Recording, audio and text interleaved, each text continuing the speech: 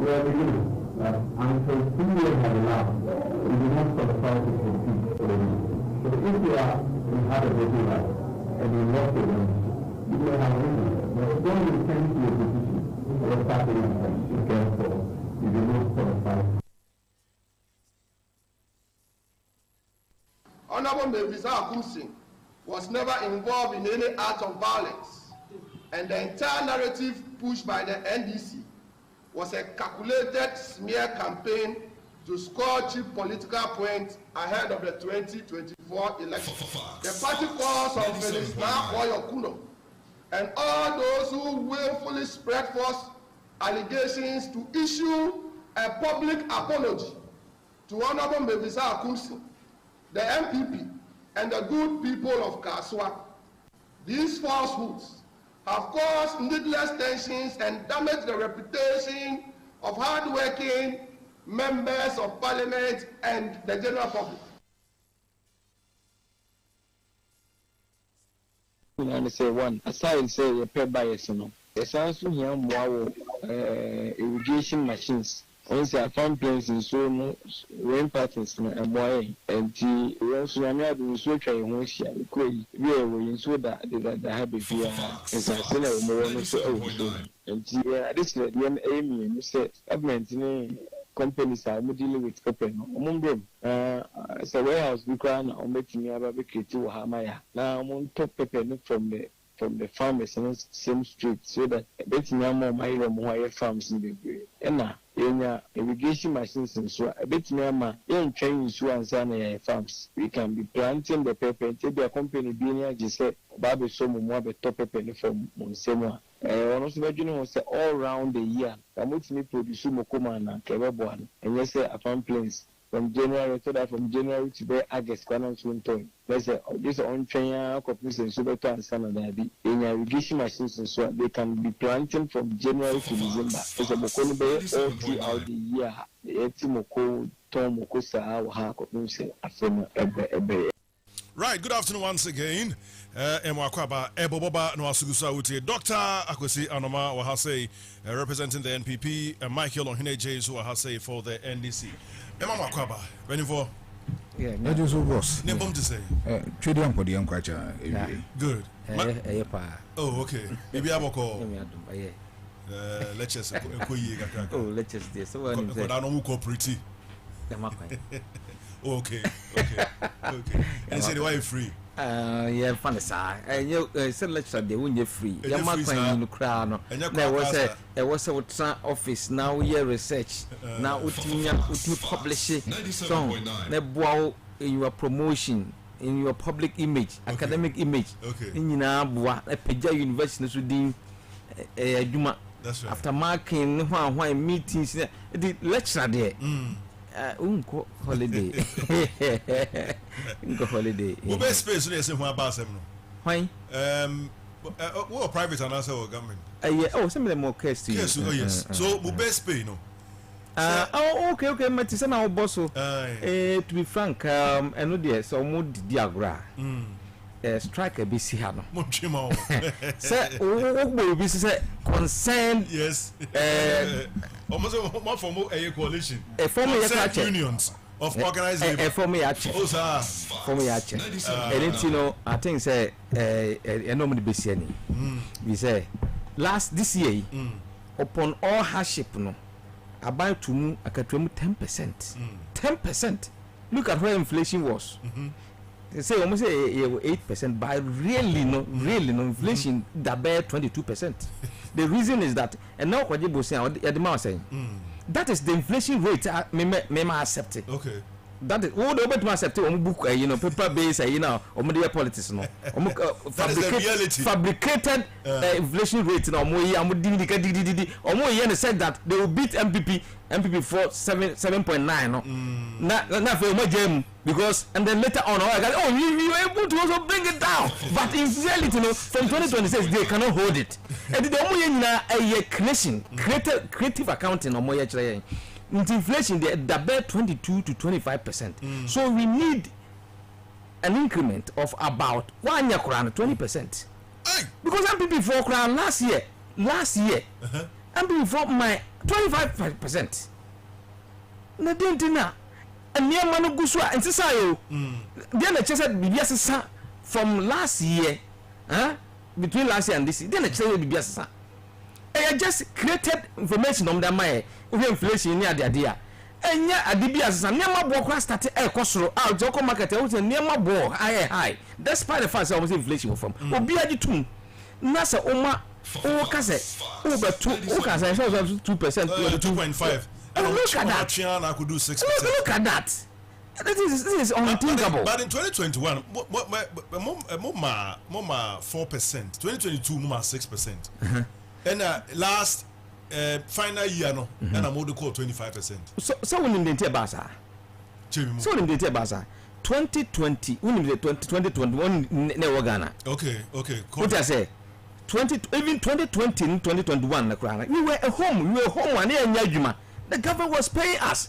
Based upon that, and you say no. I want you to back Ghana no. I want force government no. Do we have to reason with the government? So we are there. Sabio adwen da ho a. You know to me if adwen. It you who say no. My journey, my electricity free, my water have services free. I pay.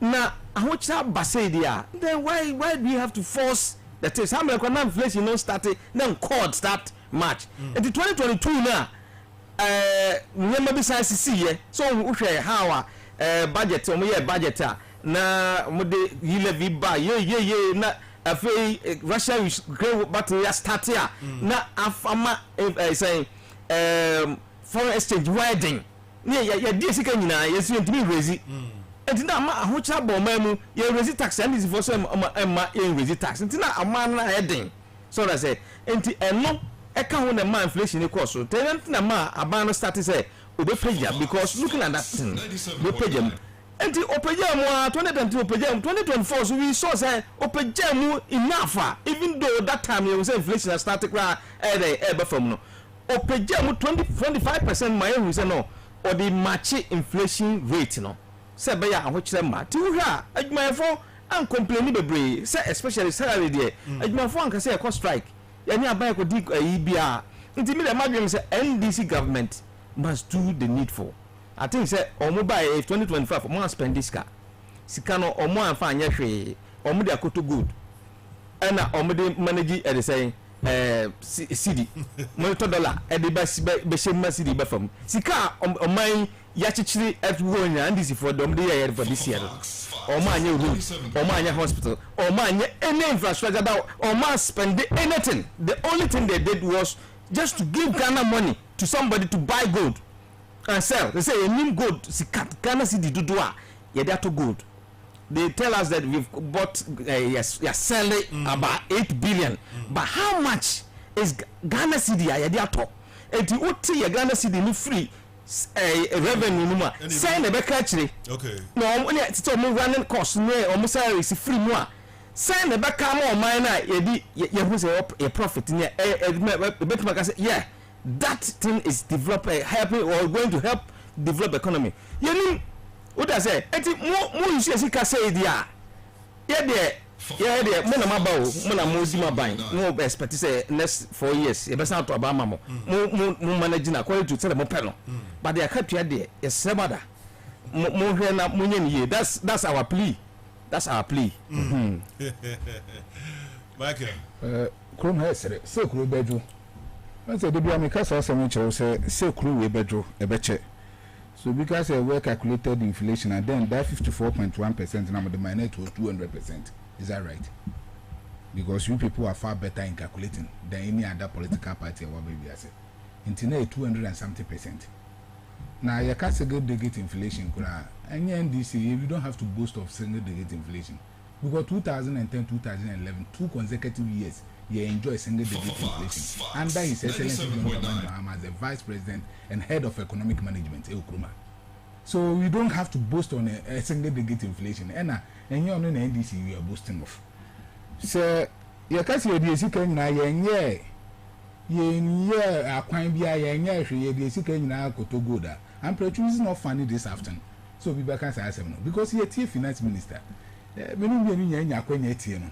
waka capitation grant ne normal hodo aye this etuetua e wo krom ha e capture dia ye ja health insurance na ye etuetua so we ka jira say ye nduaka ni e disca nyina akokoto good Ampratwum say what wa e be san yo won agagra say kuro we ya na nyina ewom o man na ne nyina ewom na ni obi enu aye to akatua ma ye mpe boss no ga so mo na to ase say because of Russia-Ukraine war and then Russia-Ukraine war to try. Let us not deceive the public. Inti adenti na 2022 2021 we to move 4%, we to move 6%. Also on the Russia-Ukraine war, COVID-19. Please, say excuse me, and they are massive for the period of 4 years. And Ghana for nyadi ombeto sadian.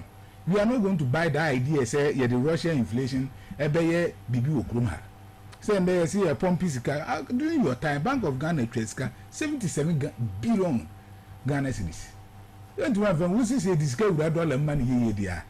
I didn't want from $1 number from. It's all about management. It's about good managers of an economy. And then the yenye baby. Say the inflation it is about how we be able to manage our system very well. It's about how we be able to manage our economy well. And yet a well calculated attempt. I know some come with the best economists because Kroma. Mommy says a cousin intellectual said, oh, within the MPB. And you people will start fishing things out. Say, and the way, please. Let us not deceive the public. Yeah, seeing you now because Ampratwum. The first thing remains, Mimi to say, Adiache, you are peja market to him. Ako baby, me pa me okay. Because for now, nipe bien wa, economy say nipe bien wa no tono. And 400 do awo. Nipe bien here be the count. But you share the economy niko. Abani share the economy gradually was in there to no more kuma. Yes, I don't know. Korea yet me at 2024, 2023, 2022, from 2017 up to date. Yen yet kruma. Yen galloping inflation economy. E kruma and there, so ukoko de we out. Ukoto na nopa, we abekona price and assessor. People were not complaining in this country. Everybody kept quiet. They enjoy a galloping inflation and then the ukoto there 2 cities. You know very well say still remain 2 cities. It will come market where you know say it's 2 cities. But 2024, ukoto na nopa 2 cities. Every year 2 cities 50 pesos. And we made 3 cities. That was the kind of inflationary economy. You had it in this country. And the the can say a better say yebeka see you na to better ban so hwe the economy no what you dey to admire forecast because as you were telling us now you made 25% now your inflation rate na saying even when people left office and you thought we were doing well it was 23.8 so sir we need the yentimi e ma beka because and then monko for one mo say the economy na gina because of say you go there buy that is 1 2 mostly because of Russia-Ukraine war, China and US war. And I'm a music assembly now. They do be a million so if oh, a good for the crime and she says I didn't do order. So in there you are about Subobia, young boy for I learned just recently with the parliamentarians in some guy. They be parliamentary. That's what they were telling us. Says and they see kind of Kulejina, Nasi a year better. Young boy for Abasu, Abasu because of she said no my pedagogue. So today, moving from China and US war, moving from Russia and Ukraine war, moving from Ebeyes Armenia, it is about good managers of an economy. And I think His Excellency John Dramani Mahama, and that is what he say economy is doing better. And I think say Penifueda Union know what is better for us. After sitting down with the president, Omuhu saying he had the and personally I call Bros Amepe because yen in EGP remain as it is. I say economy is doing better. Anything the man it is Armenia. I see. And there is 7th. What the union is saying is about 13th on bed demonstration. Fox. 97.9. It was hard enough because which I say I said negotiations in the Crampono. Fair wages for Omonia open.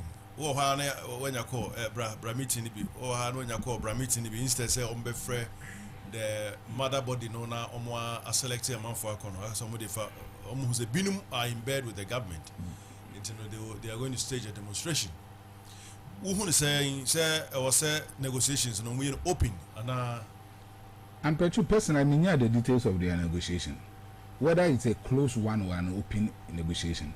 say if it's a close one a straight invitation there I think say omuye no open no bia ntimi kobi but aside that I think say every government bia no knows what is better for the people of 97.9 country and me sure say that we know na kwotana ne aban ne kwotana no enu aban ne momo echirechire momo so beti asese ampa ye hwe say the economy ne kona e be better say you need the mind because said now we can also the government in propose about 2.5%.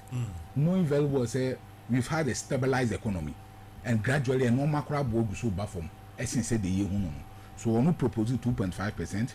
The various union a cocoa share and you said there be yambwa a man and cosro and sensor because yeah the 2.5 na kwakoto yeduma for any dia ebe no maybe or at least 6% ebe okay and I think the government also sided with them and who say okay better so at least 6% so and but you know demonstration and those things there kroma we are doing too it is something I always be an easy until enya the fufuru bia I see well also asana make not mean kind of political way the meaning no we are not doing so bed divert no say I say NDC MPP as but the open be obey no and then the wawadwin okay na mum no say we are buying out so nipa omuwum no omuna ejajo nyewo na ojajo ho uta say ndi se niema ebafam wo se wo niema bo obafam a nipa no ne jaje nyewo na ba ka kire me say e come market ade we ebafam kwese ade we ebafam minimum say ade we class abafam a ba ko no akosoro about more than 2 times anything no niema ma fam abafam a sabio madwene no enye enseye mehu se niema abafam as I speak now niema ma fam gadini a woti o ne me o tie me wo a wo tie me awie unim se niema bo ma fam as compared to previous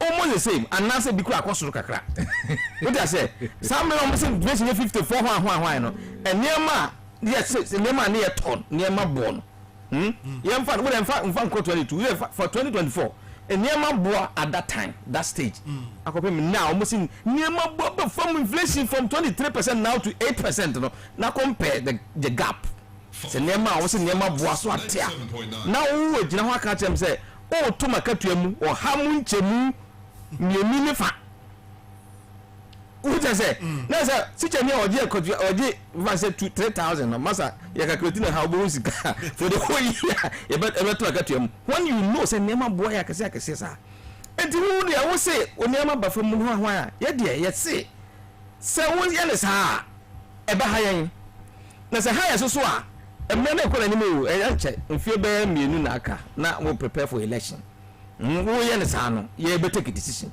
enye say bia we me me yire o wo de ye ka wase ma ope say wa ayeye kan fo ho kama but the dru ha me ko jada kamu a me ka say no do kan obwa it is all realistic inflation na reality about 20% and you to akatwemu a wo say utum to that thing ayasa what on microphone what chiro I want to take a decision tiao that is what I'm saying and no so say ayaya and no dia me de minim say nyeye kra akabebre sa inflation ya kan inflation say a better effect say benya impact on the people sa inflation say gina honum sa for almost 1 year and that's more na adewa we 9 days wonder adewa we ude manasi amra na IMF wo ne nkaso omu start so mo bombo sia no ne ade na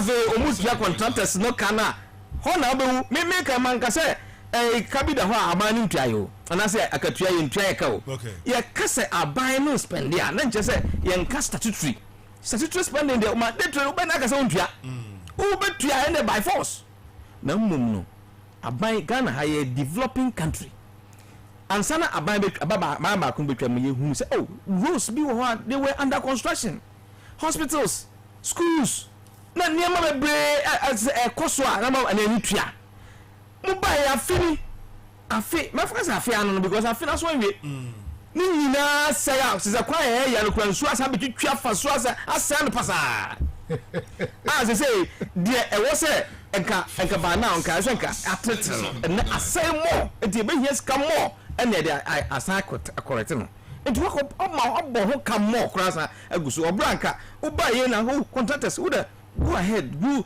ye be aside there audit there but go ahead mo hwe more priority worker bi ho no ma mo makoso aye because country ni develop nyina o ni develop ma abi before do buy ya na mo yi akwa kuma say wonam so ba bia tim say yes ha there abi before ya na e kama yani age etu bana so su ye o ye to aso na say ya nyina ye ma nkinima nya wo competition no a wo ye no mo NPP ni MPC ne en fa hwimo e Ghana na say develop no so ba on ja bibia nwuma canon science say they say Ghana be some to do some of these things that e wo hona you masa anya sem koto because adwuma ni bo wa say de ya ye no yes am be ye no yes ye no 3 times and some yet not do stage na nke ye wa nke e say nke trust we all these things na ba ko first ka wen looking at the circumstance nya manya yes how I am a form gira ho and spending abai no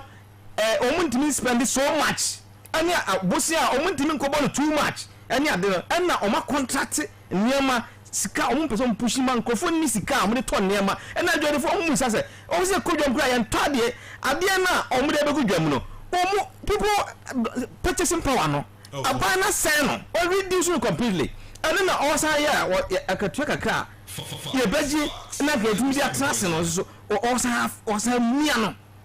In this case, no, we are sana nipa na oye no. Oh, wah, so the president is kind of now. Afi explosion, fire, bomb, tomb. Now, how number was yes? So also inflation, no bit majiwa. Nah, Joe. That's all. Yes, Michael. Ampratwum, you see, and then American say, Ogas Oban one kasa won year politics are over in the name of MPP and the work can be Because also on the reality on inflation, 20%, minimum the basis. That is an honest truth. The basis is me catch it all. Me say no. Maybe me check inflation. Me trend from say interest rates. Okay. Because banks no ansana or memo loan or inflation. So as a bank, and say inflation 8%, rare, and come the beba 7% interest rate. So do your time. That's simple. My simple. During your time and now. Bank interest rate 45%. Now inflation rate here 23%. I catch you say bank interest rate 45%. That be how bank or 45%. Please. Come on 45. Are you telling me as much as minimum no? Time one na you see you are talking as if time one na. Minimum na make on. You know there. Who wants to make am? Obi an inflation. Bank are on 45% interest rate. Nobody me who bank oje time one inflation number 54% no even at that time no inflation na interest rate na 54%. So we see what say it is inflation no mo dey and reality no tick in the film was not bank interest rate at that time saying you see you are not able to tell us. You can Google because we are telling us it's supposed to be 7. Okay, so and as a matter of fact we are lecturer it will matter man figures so the bank interest rate na saying dispute what's the bank interest rate so and I say the calculated inflation that is wrong in the first place. I know said that is wrong. This is what people say. Who increase by 2.5%. What does it? Because people say 21%. That is wrong in the first place. Let's not deceive the public. And who to 2.5%. And people say 21%. What do you mean? What basis in a bank? No, so are you telling us the bank interest rate in a calculate inflation? May say so. Is that what you are telling the public? Some bank be charge it. No, you don't have to do that. Of Ghana plan or basic. What I say? Basic rate you're saying inflation 8%. So who did 8% to bank of Ghana? At the time I know 54%. No, saying and some about commercial bank they are to. They know, you see, they know, say, he was not able to tell market, sir. That is what I'm saying. Below 8%. A complete loss no okay. Okay, so you are talking in economic terms. Dispute in the say I can say interest rate and go 45% pay. So that is a dispute. And then at that time, no, you say your bank interest rate, and I say inflation, the bank interest rate, the graduate inflation. Okay, so being an economist said bank interest rate. Make a common sense. Common sense. It doesn't make any sense to me. Do it. Make a common sense. Because we are administration of the market. So we are selling that. A rate and more interest alone at a rate of 8%. Please, interest rate. We are lecturing you how to do that. That is wrong. It's wrong. Say you have bank interest rate and the calculating inflation, and that is a lie. If bank interest rate and the calculating inflation are when we hit 54.1, no bank interest rate now is saying that is the question. You get it, and that is not a law. And 54, so let's say for instance brand new 54%. I just say, sir, saying interest inflation, it has not got so much to do with current prices. You see, this is funny. Well, I see 54 in India. They lose you and so be our prices. But 8%. How many Nana make? I'm going to make once a month. Inflation are buying more calculated there. No, yes, sir. Any impact on prices immediately. You say impact. I just taking so much time. More inflation.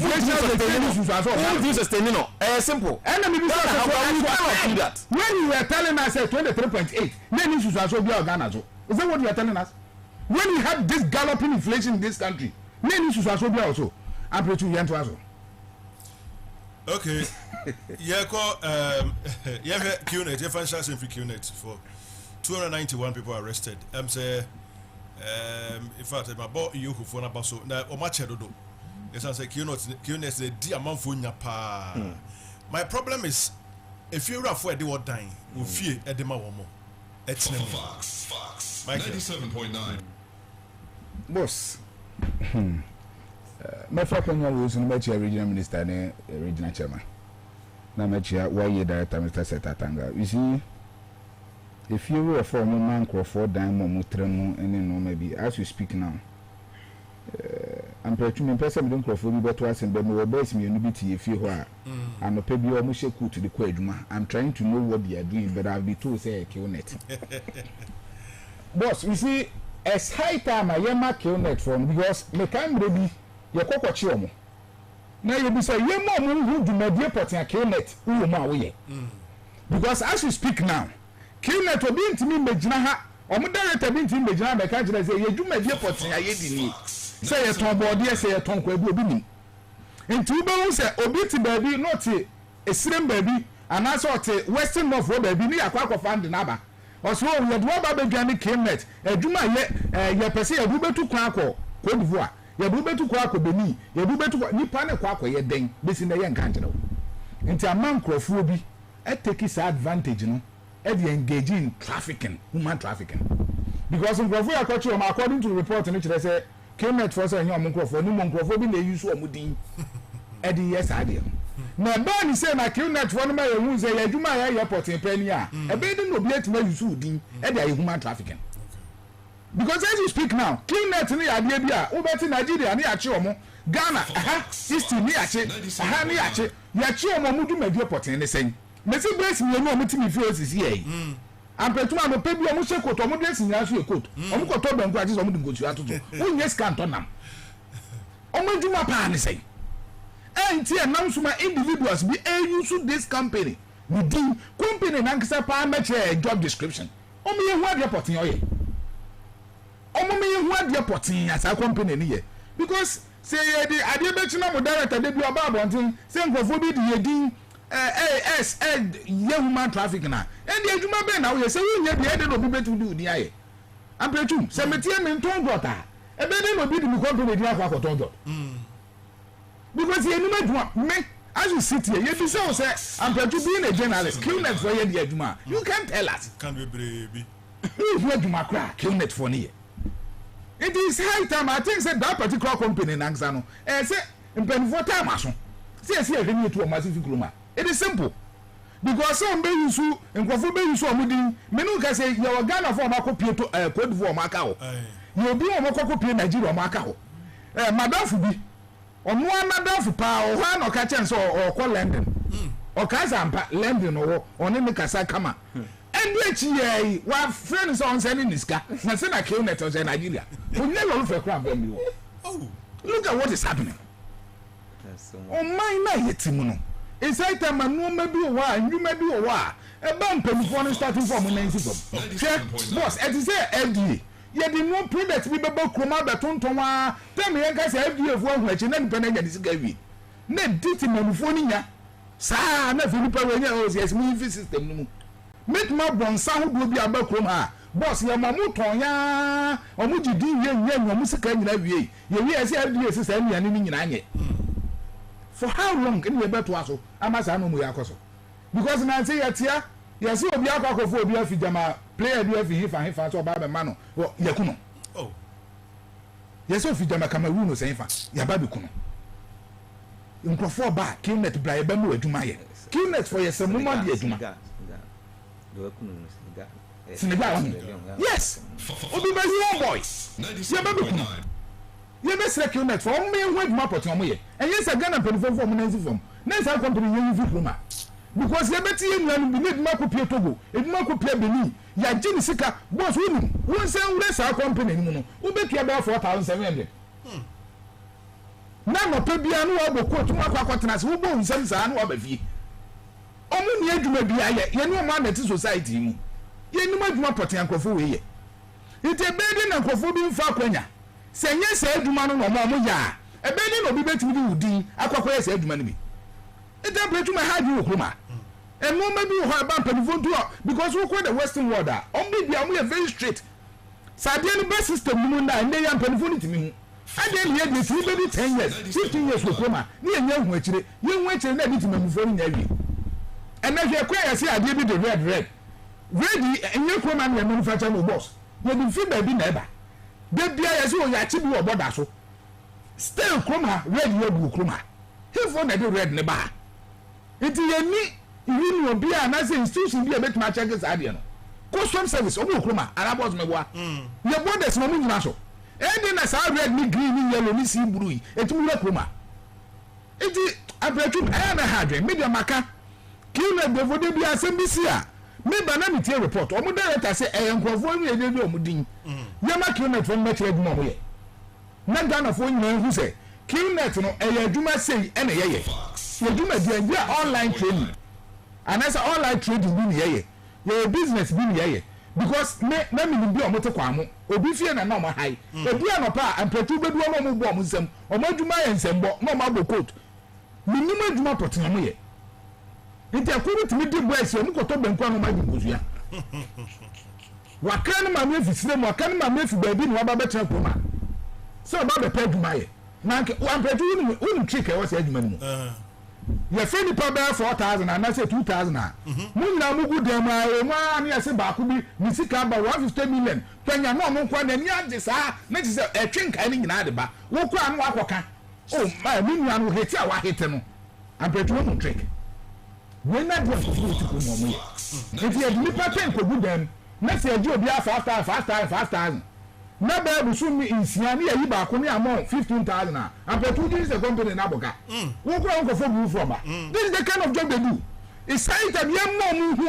o ma Ghana fo hu aduma potin a sa Killnet na ade echi bi o mu okrom ha wo beti no mo mu o mu we yem a o be pa o ma chi kwan wo be ko no madu zongo mu o mu fi zongo aso ase no mo to aso wo di o ma chi mo so ko o mani e di aduma potin na sa aduma ne e say hard thing and then senye mpemfo we na kokkochi o ma ye di enu abedwe ko kupia kontu ma kokunku o mo Ampratwum ko tonton mo ma traffic ye de se ton ye ko ton ye ko ton ma kokunku o mo e di akura na ko so ku me ye ma Killnet from metro ma dwuma mo ye san se so mo usu se nkrofo bi se o mo dun dia me de ni nyina so nyina se Killnet enchire dwuma potin o mo ye okroma na Ghana for because you say betting companies o mo twa bet you say tomatoes company who produce tomatoes Killnet o ma dwuma me sen o ma Ghana for hu Ampratwum that okay dog yeah well I mean really a little bit about Killnet no na say QNet is a registered company under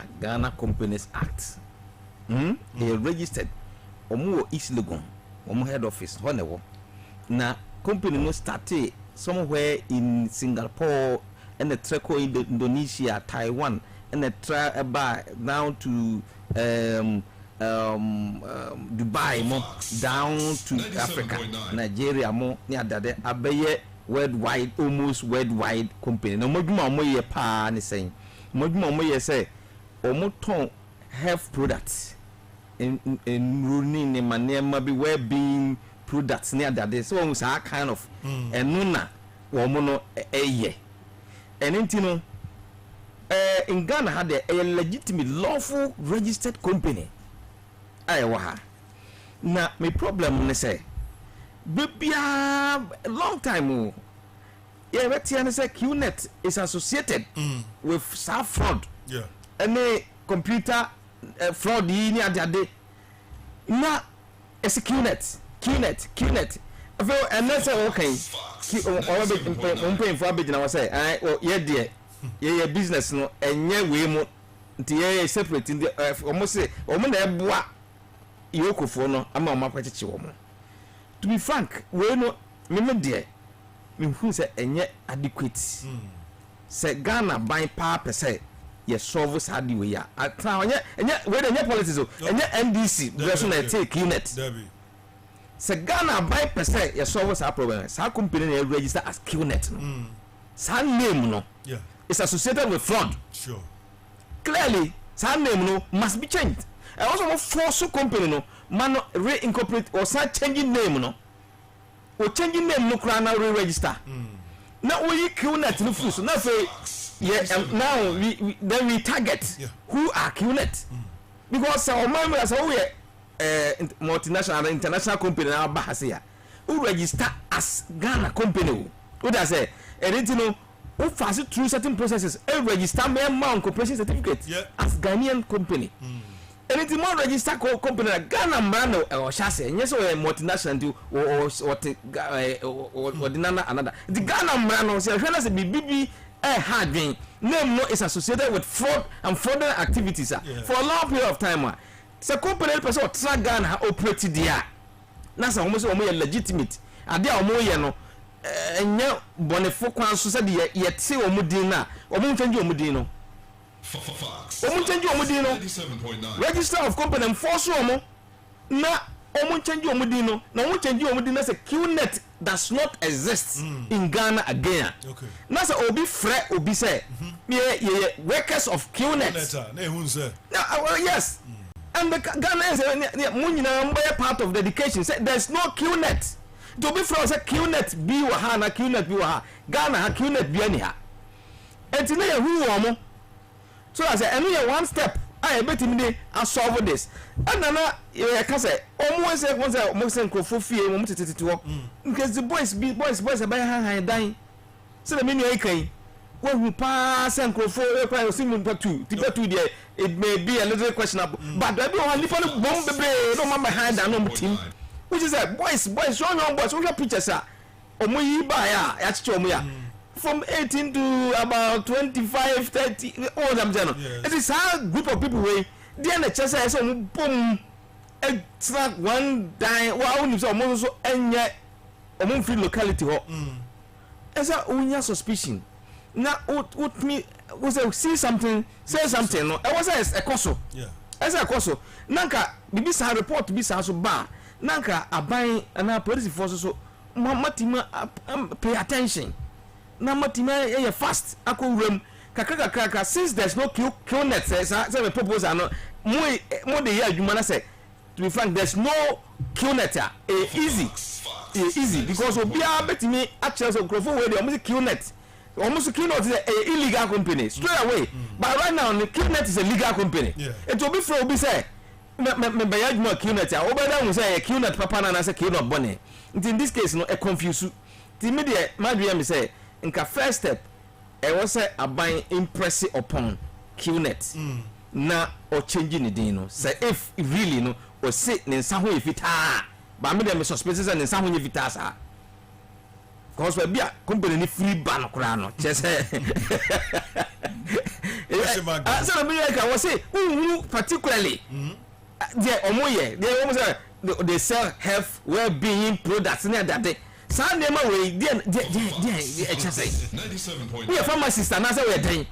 Eti ama nkrofo eyusu omudinti omo na ese tackle omo first. San nkrofo no mo so omo boa. So Yoko no omo na ese tackle omo first. Near cleaning omo system no. Ewia na fi ye ba omo a na omaji omo ho omo de omo si omo so omo de ya fraud no. Eh boy pa. There omo mu say also QNet. Na ubisa ne kasa bia onti ofri here I say me free voter region and about Ashanti region. It's a far from Ashanti and go voter. From voter and about Ashanti. From Greater Accra and go east. Just say into the ultimate show be strategy. Obia is going business no only d. Come the no. Enti manu crampo na misuma. Area boys in the bed for. Ampratwum yes around here na omo office bi wo. 97.9. Sisi na me baby omo year free. Ma we e bi omo fi wo ba kwa mo boys na van omo kura. Me me ka try. Say kwa mo di omo. You get it. Boys no obi timi be to banku no ato nkoju ato. Wo hwe na wutu say no. So ofi baby ne head na ba. Unfortunately for us e bi nko e no mo fi Ghana ko pie on mindful for two. No, why stranded? Imagine say nipa no fi kroma akura no. Why stranded no nama? Ejuma poti yes say a machine say dey we shame ba ko mpontu hu so kura sa machine ni bia all tonda. And now so be bro bi say genato. Ejuma pa ni say. See I register Ghana. See bia say ndro no ene no ma na moto anya bone. But I didn't tell ejuma for ye shi obi ada. So ton sa dey nwi. Na eti ye hu anu se mu gudan na mo bom zem 97.9. Me bro me ba 5 no mu nyira ba fie obi an hwehwe coat ono na me nti asem ko se ko mo do de e coat ben Yes hu. Yes serious e o sacrifice no ho e say me ni fight Because insecurity. boss dey mitimi hu ni say obi betuma ba register company in disguise no di bone. Oh yes. My register company is meton tomatoes and meton shoe. Na company na chi na me ye no maboni bebre. Media I think say the QNet as a company should be investigated. Because and no maybe because why always QNet? Ekopia vehicles are QNet. Eko Nigeria QNet. Always QNet in this country. No bit easting near na baba to ana ma me ne papa bia ni ha. Ne na nia han. Na dey ya for one care for tell ko mu ana ye ni. 97.9. Can imagine number of people mo wuom. Cause no undam a obi ahun obi anim akire o. Yes. Be bra wu anim omo nim so moto Obi pan. ni aka chenta ye do ko Germany. O se ko du ha ba bi kura wu. God have mercy. Young Kwabena, Mark, now call your issue. So her word against that of the Interior Minister. They say how comes in your son in the sign so only say the song. But now call your word against Interior Minister. You see, every way me by myself here now call you no afraid press conference. Now as some more can say on the still we be good say and no maybe cause who on pesu aswa na nya de papa. You see how a commission has been somebody it could have been who defending on issues of violence and anything. Because over on 2020 July 2020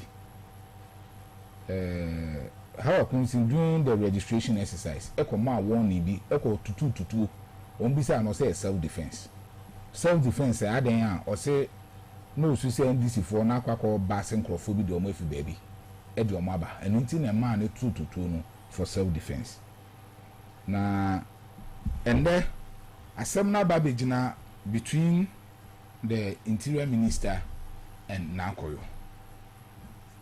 yente hwe no me point ni say investigation na ekoso ho ni na ya wie if say ya wie dia yeti kuma 97.9. 2024 and yet say ya bon crofom ye bi tu ewo kaswa ewem homomo ewu boss me sure say what during the election anajo my pictures no ni bibia ba bonten there the buy and say how comes in body guys and I say the boys and akwakọ boys and go phone too so how comes in say personally mentwin to enkonko bobi no bia be ka say me makwakọ kun bi ntime de me ho so Interior Minister so report no kire say minya report full report nin kan up to say kaswa incident no ewom anase nim because as you speak now you nim say kaswa de 2024 ni pam ye no wu because the report from 2020 to 2024 no ye nyina kwa na yeti kroma na yeti ase esi nipa ma nwotwe na ewu but on the report yesi nipa 20 any film 2020 and 2024 enti sankrofo na ye bo mutuo e wo kaso am ye nyina ye hu videos ye nyina ye hu pictures na ba kokora ye NDC youth organizer no na ye de be hifo ne kun. That is the problem. It's almost stating in that report because maybe let me tell a sister station TV3 no after press conference I know ye na wie so already ojina baby ojina say a hono incident this year none life was at risk. So you don't see the essence why I report me baba me abeka kire me say me hon bibi you get it. It's personally this idea wey there if you Ampratwum say akwakọ bibi because rutie how akumsin say order interior minister na say 1 year political bias so belong to the party mbono one getting involved now who is speaking the truth. Is it time say na akọ your other part Ghana for church say the mekan no na me boana and I say interior minister no report and the bibi say o tire 100. Now who is telling us the truth? So Ampratwum say seminar baby I bibi to say ludu aba no wo da ne anu ma wo bo na boss say kire bo one ye me personally the person me tesa because a year me bay me monitor story na I still don't get it. Fox 97.9. I still don't get that story. You know, the fact is that say na koyo can say incident you see in Kofobi ewuye and police forces are almost call ye and a two ball on no car anymore. Sir, committee no if indeed a two ball can be sort of two miensa and I'm so many pamiu yet. But Ampratwum say back I say 2024. So my boss back 2024. And Najuna na about one course. And Najuna that is here about the pamiu. But I call your incident when the election was going on. Yes, I mean, I'm Katama. The same thing I'm here to a banana. Yeah, but then Najuno. Make my room. Okay. In the end, my greedy. Martin was a holiday, any hot, Kumase. It's a bayete, and now publications were abano. The Mimini say, Interior means Anka say, Fianzi. Okay. One casa. No, not call your make allegation. Say, during the run up to the election, no, I don't know, say election day or something. It was election day, no. How a cruising and then the tax. Let me that as they use and then macho men name wine. Ebe attack in the convoy. Yeah. It could be part to two the boy. I just say alleged nipa mi nukra ewu. And yeah, issue NDC for taking on. Say even Eboboba Shiwa and other places from 2020 investigation. And Maba. And Interior Minister a investigation now to that particular area, that assembly. And the women say investigation na soldier for na police for na omo ho nyina that's for ba mu no. E ko wie say nipa ba ko na wie. That's number one. That means that something happened. Okay. Na sa incidents na see ye no. Impo no na call your allege say ye bo attacking the convoy. Na call your was not anywhere near. What has happened? Okay. And to only investigation this particular time and once it's the same way no. Na call us attacking no. Ya attacking the convoy na e kumipa. However, Sata na call was not anywhere near where the incident happened. That's a seminar. Yes, see, you know, see. It's not called a obwa. Anna, how I come say, yeah, ready. Some will say, man, I'm here to train me, and I'm in my far way, and I'm going to why. Now call them attacking in the convoy. But they are not acting some mess. I can some. I'm going to force some here to train and Jimmy me seat a few minutes. Now, Ghana for moment you. Minister no minister crowd no set up investigation team and no can material sign e di ko crowd no say na ko yo what you go dumpo wo dey ade wo dey ade yet be influence ba pacha because what corrupt to the minds of the people Mekai a philosopher before Socrates. He was executed for corruption by teaching people young people faster than they could learn. In some catch them no. I say too advanced. What does it was corrupting grand mind. It's all non poison. You executing publicly. What does it? The corruption and yet just bicycle no go find corruption. Corruption say we can control what sank of wagin. Now what jack dear be free be some unfairly. And then na why? And this is particular about many NDC people or winning election, and they did that. Can go to be preparing the minds of the people for chaos. Say, because MPP follow or more she said never be no you can come to park to a gun for say by second bally say a be a eternity or umbenya grounds to cause commotion. Sadly, no, mean the imagine as a Ghana near ye developer. Mumma yen had no change. Na yen be prepared your mind democracy no hand diaba. But so we can control now corrupt people minds are and no cry to me the talk more than say a be a common prepare no. Maybe the idea me say ye e wo hono no. Eti nipa me no ase wa interior minister say one na mpokura no ya attack on na koyo and a basa. Eti we can control. Na mo say obi a attack obabesia young as you are. Now ya attack your convoy. Na fe enipa mi nukura wu when you take the motive ho na wo kan say mon kama come on to me win seat no wo life no wo say you win seat when you pray we through ga oni wa twa eti o say e ha dwen ti asem na tote eti na call your own tissue by you swallow what is a humble vine no na ka on patch say we dey a part of politics say the propaganda na adeka kra we from people now know the character say what here report no so ba me hu nkrofo ko mu kun sai nipa ba ko na report in state here say omo ka security and indiscipline yes and a mass any plan they cited the military and indiscipline so these are some of the issues and maybe who did what I think so now for region of the region so maybe we should say strong attack and I don't know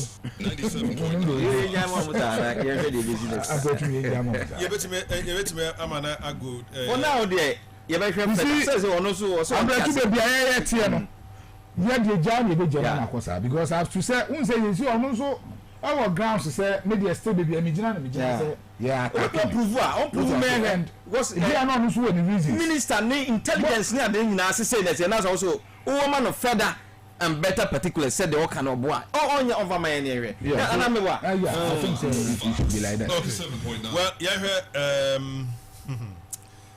Abronye Abronye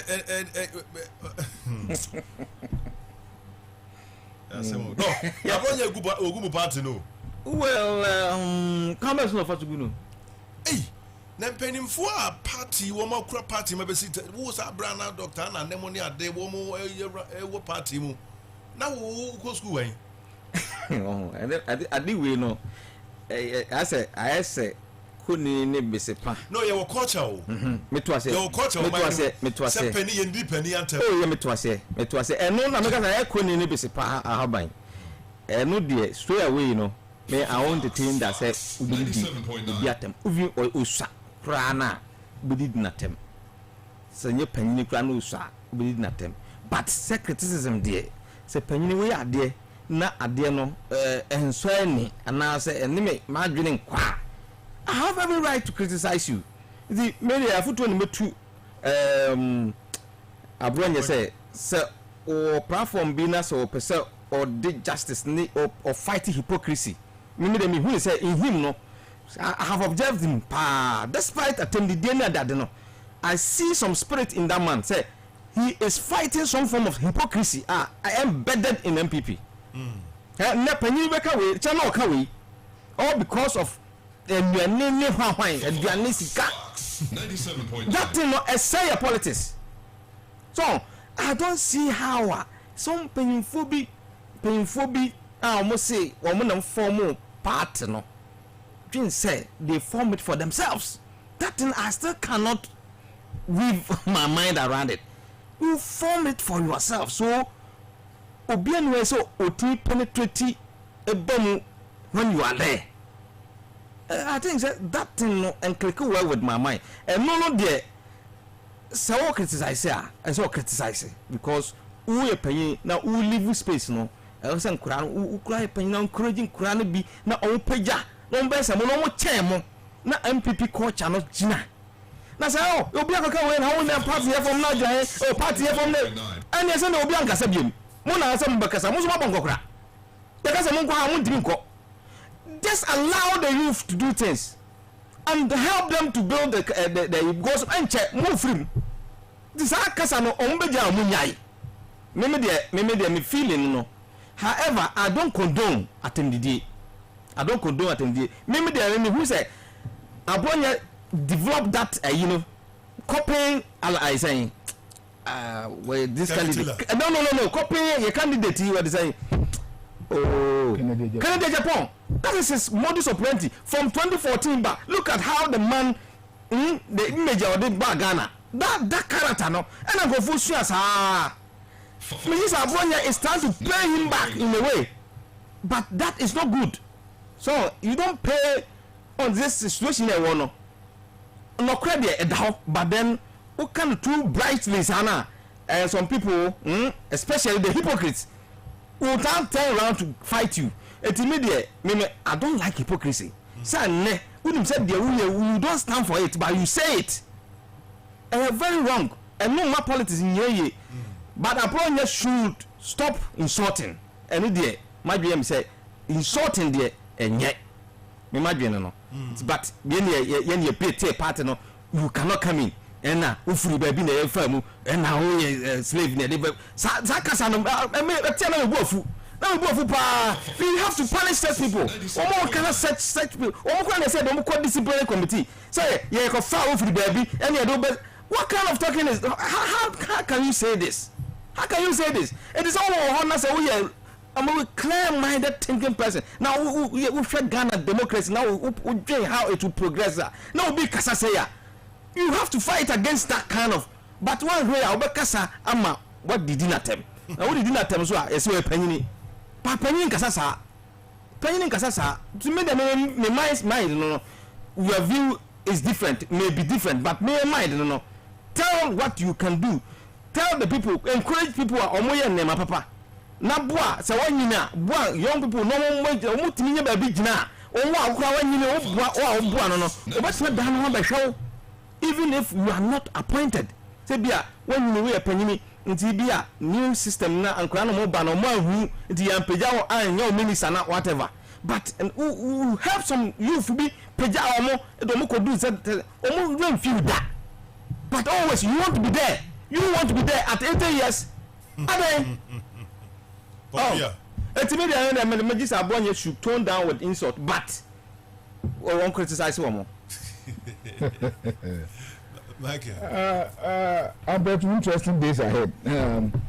It's funny because say me tell story now.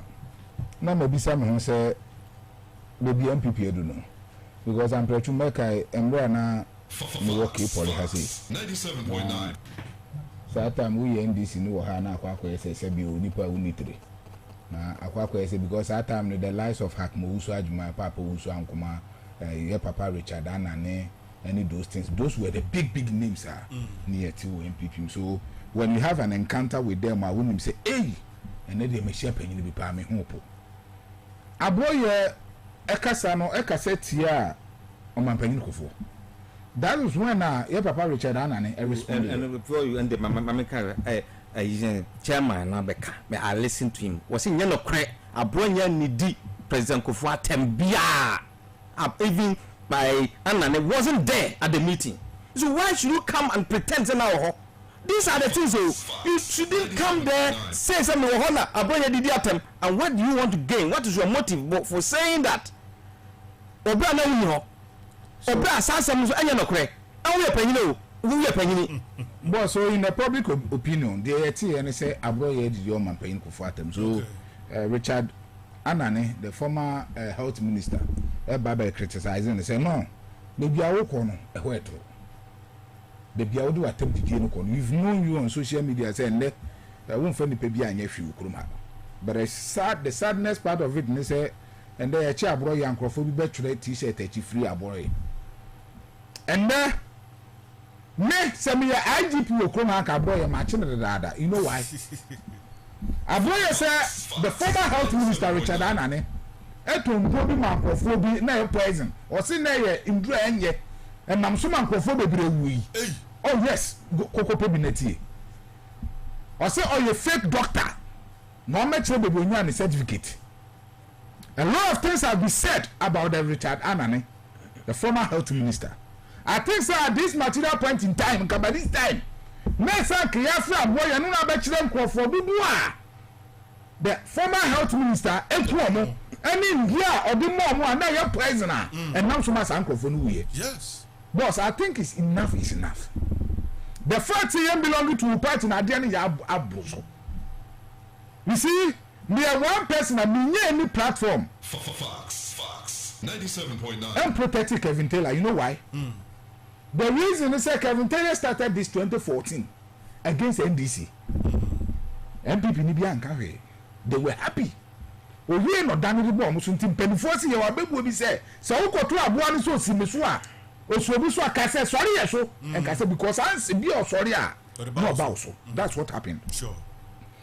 And then what abroye eye edi dim penifo atemu okromano I think sir the first person I saw a friend to order should be Dr. Mahmoud Baumia. Okay. But rather not disassociate himself from abroye because it will surprise you. We say the very dem catch adebi chirawa say the way and the man and need trend that MPP kono remember the UP United Party to gain grace grants. Once I make a Mekacho said the way Nkofobia MPP no sa party I yatin for United Party no ebenya grounds here pa because today if I happen to be an MPP man me a Richard Anania the next option is I will go and join the UP.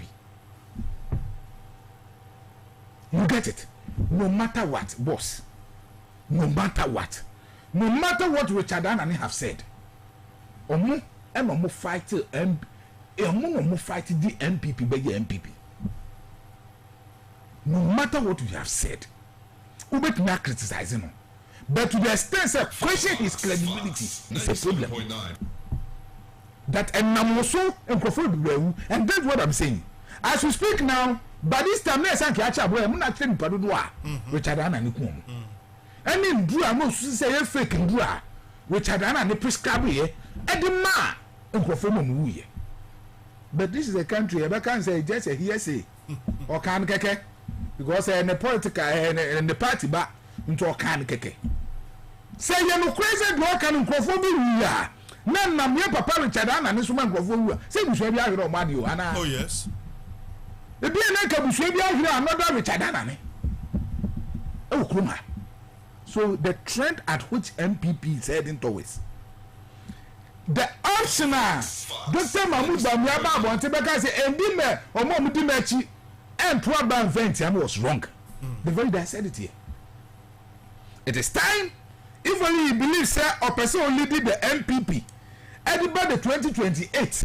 Nice ultimately making an impact. Ultimately we need it. And the foot will the man. Ultimately making an impact. Our election. No, try 38.2 media.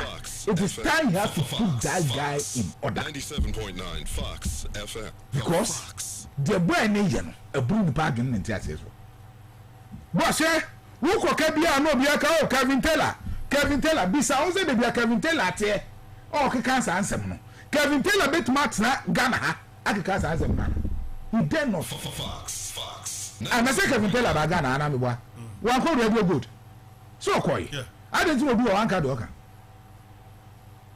And the Kevin Taylor, some the reasons I said people in the car. Now, Miss Rene say, or shall say, His Excellency Nana, John Mahamaso. Oh, travel on the side, I'm not bombing them. It's today, like we never catch them, say Captain Smart. Eka say, NDC, and Miss Reza. Because all their dirty work say, you, Kuma. Mahama, I will feel Dubai. Mahama, I will feel her. Who cares her in Romano? Captain Smart, no idea. no mu yes I no ma me do sense John Dramani Mahama Okruma. So and then those comparisons will be yeah with which never did na me hwe nipa ni di na me sere because they were the same people because Dramani you know meaning say extra be enu dabi the same people now so to us have select here the NDC government that is way it will surprise you. And I will Ampratwum. Oh yes, yes. Because they started it from somewhere. They've ended somewhere. And we believe said your money, it's likely. Sir, it's likely, I'm telling you. Smart, but say, oh, Chabo Mahama, say Mahama Nyahi, Mahama Nyahi. The following week, I will start to say, oh, Mahama Yajuma. I see a man what goes on? You get it. Captain, so, we are catching them say, Captain Smart, I can say NDC. And I can tell her, NDC, not necessarily because I'm ready swing. The same people who are so and then they say, NDC, no, and so it's NDC. So very soon, sooner or later, the most of some of that's how people are going to it can happen. Because a hypocrisy. So people are misbehaving. So let's tell about yourself. They are all young rider or say MPP as a political party.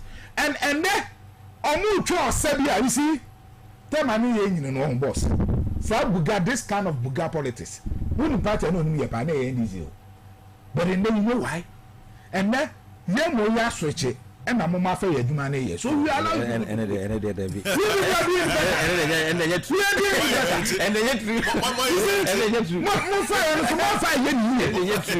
what how you people are picking it? But I can admit say some MPP phobia from top. Omokin say behaving like NDC for no and the beboa. But NDC for and MPP for. Oh, but MPP is quite different. No, don't copy NDC. You know, it's not to don't copy NDC to try to win NDC. No, you copy it on a higher. Because NDC yourself. And I bet you so much major radio so. No, I pick it and you be.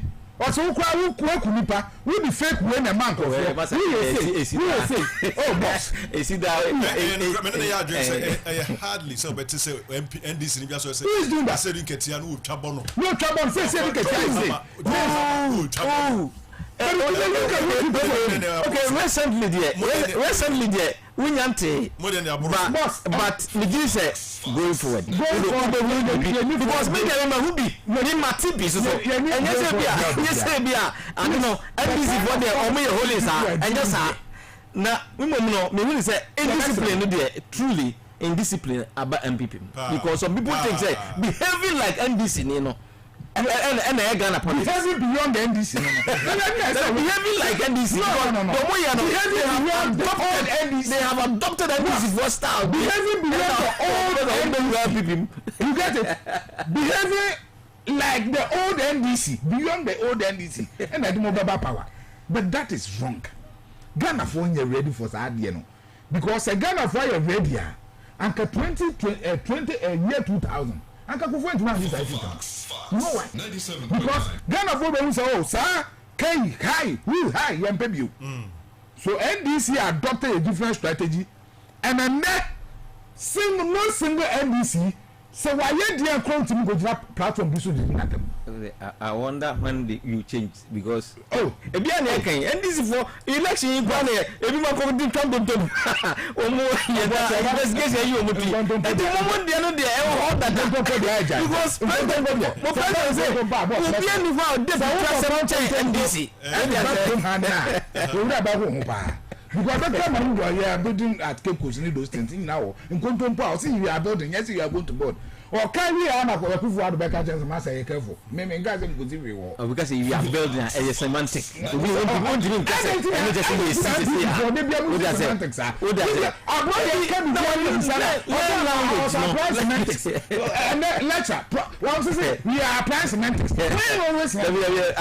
say so because we are depending on the circumstance. And just say we are building. I'm assuring that we are doing it. And just say It's important that you do it. It doesn't mean say yes. What does it? Every utie asem ansa na wa judge. No go say use literal meanings. Literal meanings they obenya understand the baby. But you are not coming there. No literal meanings. Because we are doing. So you are banning some more money there. But now go catch a Palugu Dam, the biggest project I hear. Palugu Dam. Almost semantics ana. The business we signature project in the northern region then. What's a Palugu Dam? Honestly, no semantics. I don't see you, Mr. Wada. I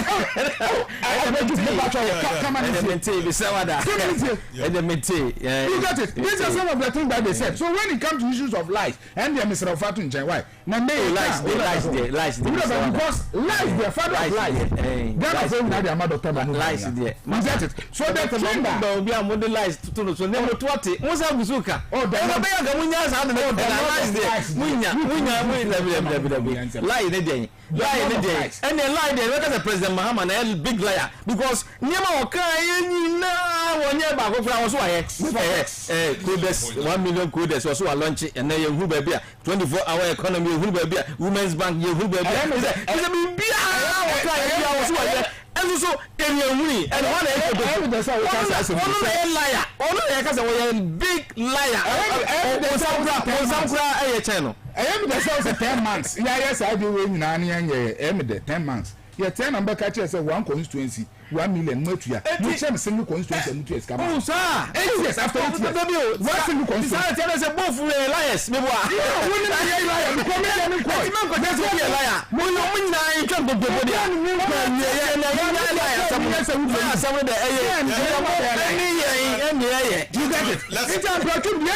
let's communicate.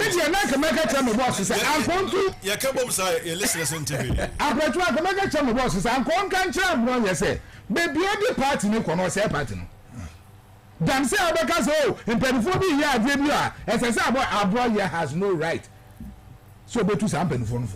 Or be to a from Papa Papa Infant to a move.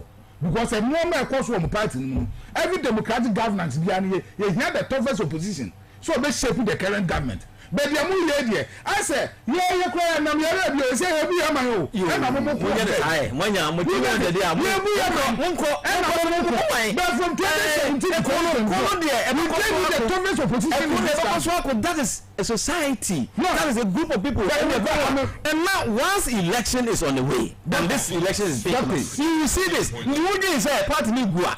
What do you find? But the move by if our inflation is about 2%. Now for our sale rate about 2%, 2 cities. Now cost. Now Ghana for who's a way out there. Now 2 years to and no, I hear from Bahama and dizzy. Doctor, what you another bit my band? MVP for no, now MVP for no, or corner the Mokuda, President of Sam, in some of Mukika, is we wear my chair. It's in some of the 17 to 2020. Now 106 to 169 megawatt. Your my position now. Emma Benya 137 to 2020. 2024. If you grab the German actually. Now some to us say yeah. And 2020 year 24. So this is to your credit. At the end of our no, we are because we are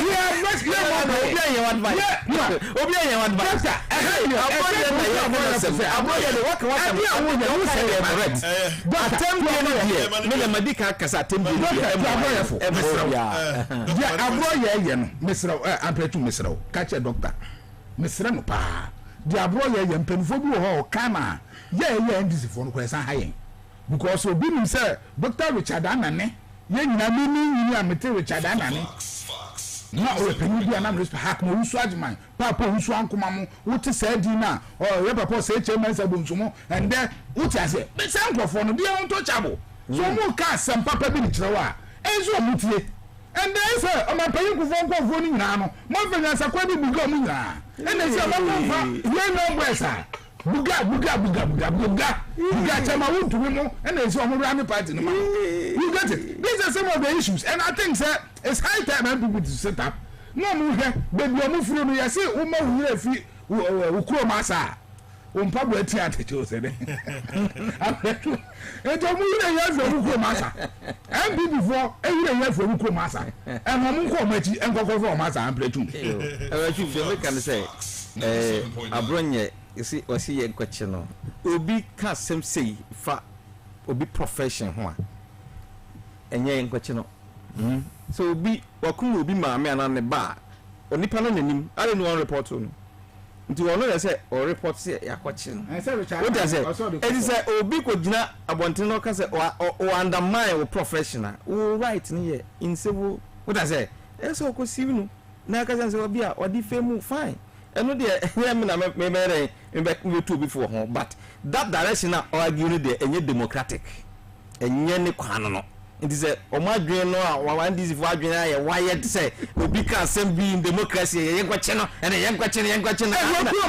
masa waka wase ma wi a saade na wo was mo trimu a ene akwachi we no beja mo drop saade no na emmo amo no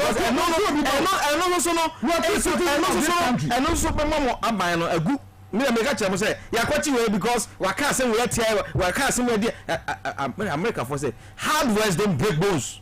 Who does say so we politics no hard words ho kwa America ko tie hard words o mu use kwa America ko tie how they do their politics eti wo titi we na hackman na become brother din na hypocrisy because more the hackman na go for attempt is what that yi mu nya ma catch them I know they are afraid of must have just all you bu na you are untouchable and no yet and then we are say we pay for yena papa no mo yena nana no mo Ampratwum na ye ni kwan ye fa so NDC ka so we aka obi atamu a ye ni kwan ye fa masa enye wona betuefo so onko join o so ba ko join UP a wonko join ni ta say UP afafanto ba ye no na o vempa na o gi se ono kwa betuma stand against MPP na wanya baby ye hu the same afafanto no wakofa old MPP for din trying to woo some MP because it is if that was the mind say omuko fa sa name no to attract MPP for how many of MPP for existing now 97 I don't know how MPP for how many of them are existing now even attracted to that name and this name no it doesn't click anywhere cause MPP wo mo tiasi samre ya almost some MPP for no omu nim UP samre no omu nya obi a omu no oman kwakra for so who are you attracting with UP what I say etino media so say obi say minka say obi call but obi say wa ko join UP a me problem obi a internet democracy the constitution freedom of choice ukwa oyire ho kasa na what me awon ni souls what I say for yourself ebi mu twa kontompo ebi mu kan say ebi mu so hwe kontompo bi twa na hina kuma na opo so ka bi eti ana dana temdidie sa na ema we mu nyina ekoso in the democracy but me de I won't do what abronye does na mekoso akan biem say semitime tunufo de a enka atemdidie de ene ensem a obeka adifemu obi de nke beya nke ontwe hu mfiri ho especially when NDC for no be try say any MPP for even say now ye to abantino oppositions ho or more try so be link wo to one candidate no man that mind that candidate because of the oye no e beya nka omra fam no onyai sa anema no yes some people are saying say ni santino omo lose confidence in especially Dr. Baumia say ono okasa in effect na say ono support Dr. Baumia ntino the oye ma Dr. Baumia say no me wonya mame me matunu fo say onyai musimi nche no onka hwe nchira me onka bintia me eti ono no wabata no musimi mi radio station TV station bi ama no eti woye na de party waka asema tie obi a party dey ese handle party no so ye dey handle sa mata no. So why would you have take on Dr. Baumia? This hard now for the person attack Dr. Baumia there. Or no say on the one part of the day. We have seen say or no there. What free all these things ni kasa mu obi a o kasa ma no se masa mesra mo yes hard no because I want unity after se me weni a me hia all other parties eti wo support me dia me se wa na se waka we na se wo dia wo so nti a wo so ya papa pa mu o papa pa mu o wanyina wa bro 50 years Dr. Bamia obabo onya ohwe do be yan say also onya party leader is he a party leader now is he a chairman is he a general secretary eti the obey yan say obo focus on his campaign tibi sabada munyai sa linkages no na mumma MPP for enye de ombeye 2026 31st December na January na oma akre the free horo I think say things will clear. That's how it is. And then the party hierarchy pen for no quite down on no more asem. Me no ka say Justin Godia. So you don't have your wife. And he said better said Dr. Mahmoud Bawumia you say onim ho hwe ya. And come no ka say Sam Lango wa ka say Sam ma pam with me because me camp put him for so can fan question the call me say one. Doctor. Ofori oya president o si mi bi say wa asem ni. O si mi bi say say ya wona abo ye edu asem say ya. Anka obeka di asem. O si mi bi say. Me pese ene bacho host. Yeah. Who now say bisa question? One no team bisa question. Apanya case one way say approach me. Who host who say we say? Ofo say me san. There's no way say approach summit here. Approach ofo say me san matem. What I say? Because me nkoka abronye na me nim say me ni abronye ni any relationship. Asama I see abronye. Ampratwum say me say the entire doctor a different abronye nyina say. O suro say send one can be ama na odbeba no so. Oh no, that is a fact. I mean, who am I? That is a fact. Who am I? Who just say that who am I? Who want to talk about? Let me say what you want to do for mama and somebody now. Go for it. It's no job where say me camp. Because who said me campaign? Yes, I dey cause you no. Okay. Mama listeners in Rem 0546999744 0546999744 0501436476. Hello. Hello, Kwabena. Congress. Yeah, Kwabena. My name is Abaso. Now, I mean, NDC, we see so make us say, Papa. Now, we need to make an improvement in American Massam. Mr. Deputy Regional Secretary Professor Bachan Minister Ashanti Regional Legal Chairman Lawyer Evans Amankwa and the Managing Director Commercial City Market Limited Chairman and Mr. Fayam Ligo because they are member of Personal Capital and Channel. Kwabena, who take MCC Asama Oka. Mama party a great you. Mobile radio since I'm Mama Namle. Nanko Fon Kabi Mamo. Still I'm with the city baby. It is something Kufoba, brother Park, Kufoba, the power that we could say. And an MPP party yet train of what say. Mobile legacy do not say the Mujawa. A Central region. Kenya, Central market, the Suan okay. What do you mean? When you're just in our country, a couple of persons in the castle, and Kaki, who are bad enough for the baby, so okay. And that by like about Mekahom, but some of the Moji here, who is just getting a good bottom, and a Bebena good court. It's a bad family. When you did a Muyo Comano, no more from Bible, what thing, if I got to my team, not a penny cent to Mino, not to Mama by the Yasa to Real and a crop market to assassins, and a central market to the and not from Dakodum, as supported them to suffer like the thing, or the trunk from my Yabba. It's a bad MPP before the young person who I am Bible, the Mama Babla, okay, may I say hello? Oh, okay, I am trouble. And I'm Major so we go watching because they be remember MPP media pictures. Kama Patrick and Tabu Shumi Kema. Madam coming to you, Dr. Alaji Mahmoud Bawumia, former vice president, incoming president, or the number 3. The Abranya, we know more yesterday delegates. Dr. Bawumia, no way.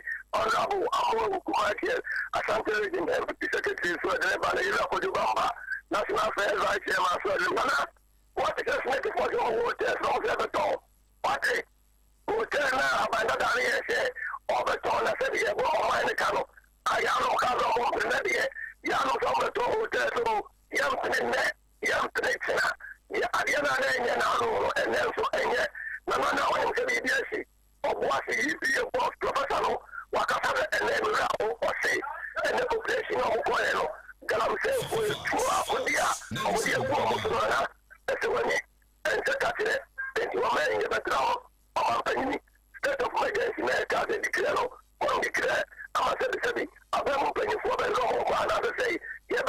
said kalam sena ya ko ayu aya mani wo ya be so man ni se state of emergency won declare ya ba so ni la ayi ko kalam sena sana ni na ni ma o ibo ko atini bi.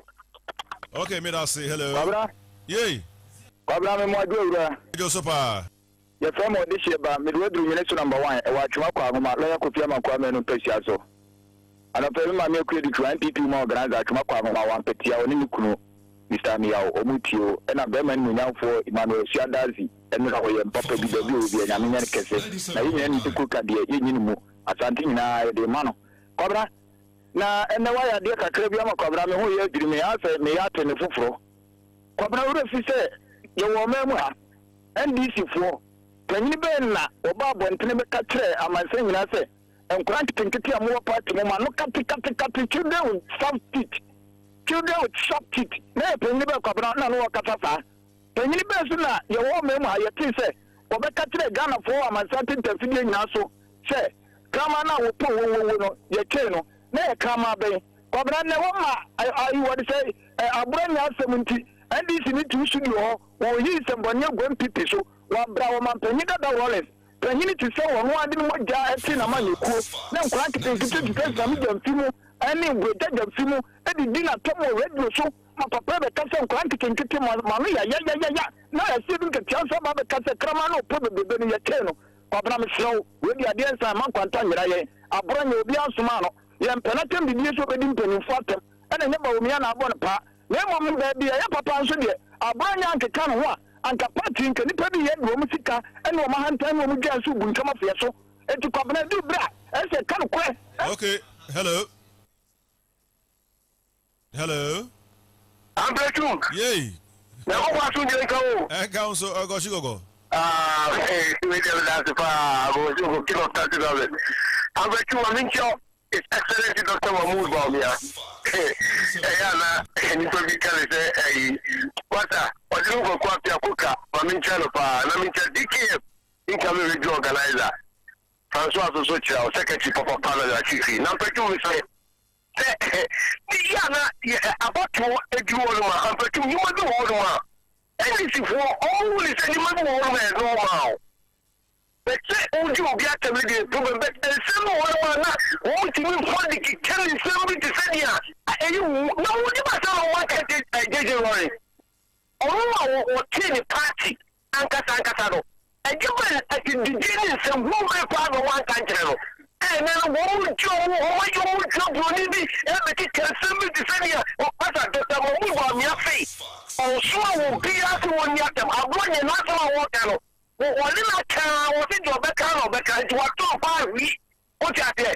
And I want you to be for a 1 year, some more California, because Mahmoud on your national visual work. Oh, yes, sir. I said, you want to say you walk and one chat there. Wouldn't be up to so only for the evening. Would you go show me? Your mom to me, I will be built a moment at the chat. I want to say. Yeah. Hello. Nana, Kwabena, I pay. Ampratwum. Robert. Nana why? Nana Bogode. Boko. Yamijo Jumauna, on just mention the Bibiano, and Yakama. I'm a regional minister, and Dr. Wake, Kizuba, and he have a prayer in the Bibiano. And I'm a Kenya, and I'm a Yamina Ghana. To this time, depending on ya, Mommy and the thing I didn't know, and yet. Abon yani yamano yenwa da bunu many minute and yet be or so Ghana abra because we get Dr. and some yokai not Dr. and weapon or the same do the mama for and do not the mama for near to Panide. The occasion could be no catch the bedra Abonya and Dr. and the more be doing Yapa.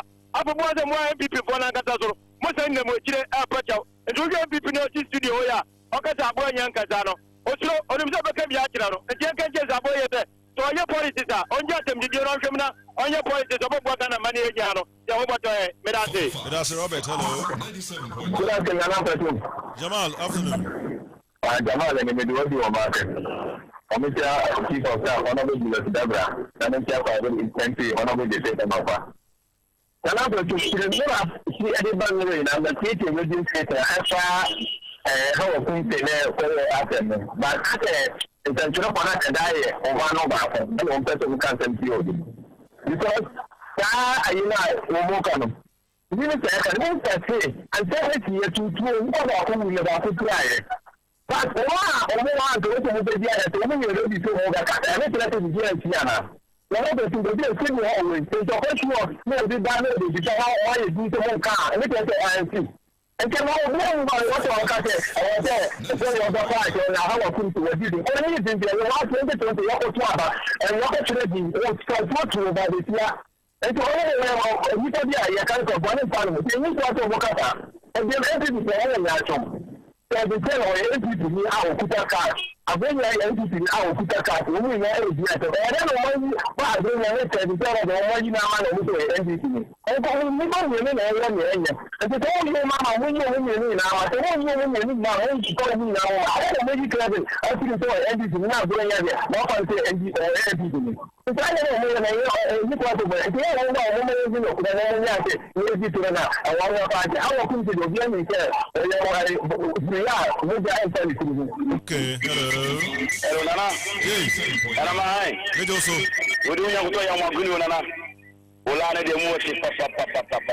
Hey, ya mo kwampa mi. Eh, Gafra. Asema woka na atu. Oh, Gafra. Asema na so shi papa. Won't me aka dasam Gafra. Hello. Da baubali. Yeah, be di there. Mr. Nana Ampratwum.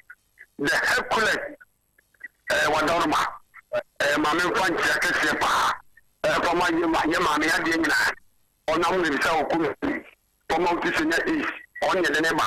I sent you you know the local Kwabena. Oh God, what a majority. Not as a Pancoma, a yes doctor, Alhaj Mahamadou, Baumia, on number 3, the Western delegates in Akopoyadma. Defending one or Munto Manapa. Nana makes you say, and this in a Casana. What's now call you? I would say, a no question, they are attacking a convoy. And this is for a young kind of car. No question, one in a bond town. Since the woman, no move, wouldn't know, some wouldn't throw, and another crack, and a woman for Yeshua, or Hamonia. Yet you come on, and I now call you. I didn't woman now Ghana. Say our commission, I didn't body guys. I come on for. You to Ghana. I'm not for your friend. And to be clear, when such about what? Now call your all that interview. And then your friend was. Yes, look at what you client. Interior Minister. I don't come back. And I get a whole question.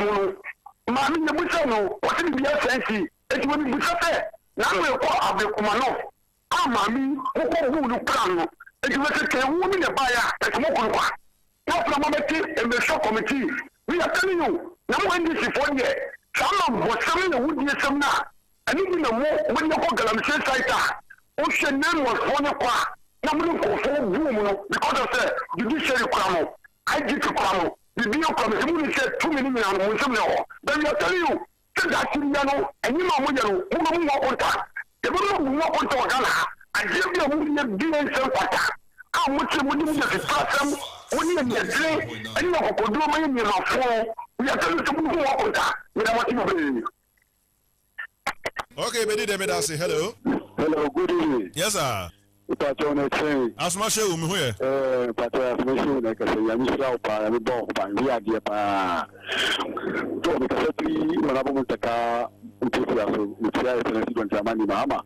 We have mentioned the MPP4 in 2 of which channel only have a bomb. But on 2 side, the Bano, you have 1.7 billion. Still Buntan Toronto. Isha allow to who is a form binya. It's a quite simple fighting, which are soon yet. Can I say, goodbye, I can do it one more. My 8 years or minor. Still my house. I can be a dear for war. I can see NDC by I can break. See a man, sorry, 1, 2, can I say, 1, 2. About problem, we could talk about my position 4 years. I'm to meet you. We have enough Della. We try to let the money, Mama. We try to let Debra. We share one of them with the car, Mutarek. We share enough to still maintain. We share original minister. I said, my power shot, you know. La Michirano. We made one on quarter of one jay. Don't count on 5 to 2 message. Utuka, Me and see what point. Me and say what to. Me and say you. You tweet.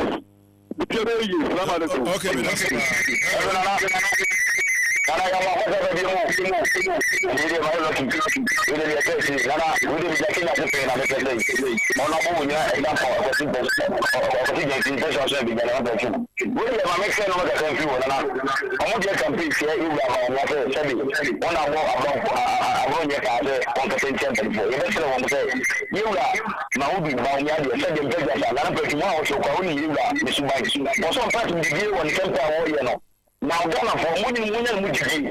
Now, what's your Bama? Said by your good Frank and I'm empty party because you're about Yana Nagari. I'm a Ghana.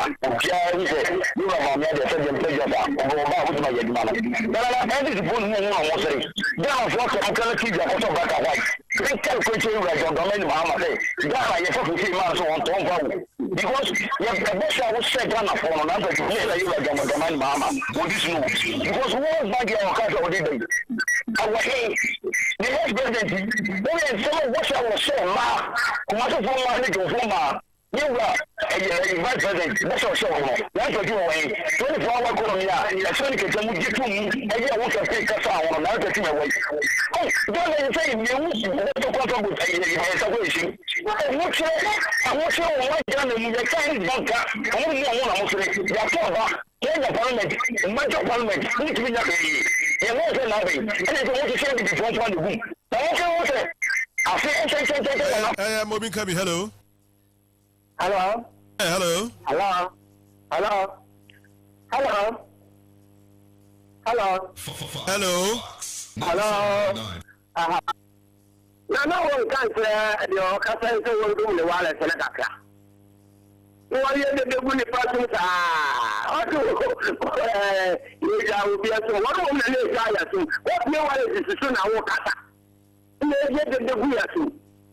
So, everything was I know what here. I say, you know what is the honor? What say? Inflation rate, inflation rate, Yes, I can't be a son now. What you? Who want to 54% inflation? And I'm 300%. You know, materials to do canoe. So, more than 15%. 97.9. So, Mark Nature and give 15%. What you want to ask me to do? Single again. Would you do a new Musulian Sapran and Sarah? And why I could do 54%? I know I'm money, some Takata. This is what I use. Inflation are dropping to 8%. That's a sort of bonus and map to pay. Don't you know yet? I want to be up and I want to be up. Okay, my man for last call. Hello. Nana, Ampratwum. Hey, Idris. And I'll be here. Oh. Can I do this in the parliament? I mean, you know, what's it? Now, I mean, you will be your phone. Now, who will you want? The full currency is what you have, Papa. Any honorable judge, the chief of staff. Every country, not that you won't get to be almost committed to for the 7 months and a crowd. Like a more year, then a month to return the money, Mama, and in the 66 minutes pay. And a 3 year, I'm 183 ministers. No more beside Ganeska. Now, more than big fiscal left and right center. And then one of them go to work as a money and a 4 bonnie. If you come over in tomorrow, won't come on to. What have come over here? Did good person? Another thing, what I that time, now, your woman to $7 cost for a name of boy, the almost ended the power. I can do a bedroom and then it's low power. So $1 is here, and it's low power, and then inflation, you're saying. You say, when you're some papa, be a fool. It's when you see Mamma Papa, I got a money, Mama, and then a bit of Papa, and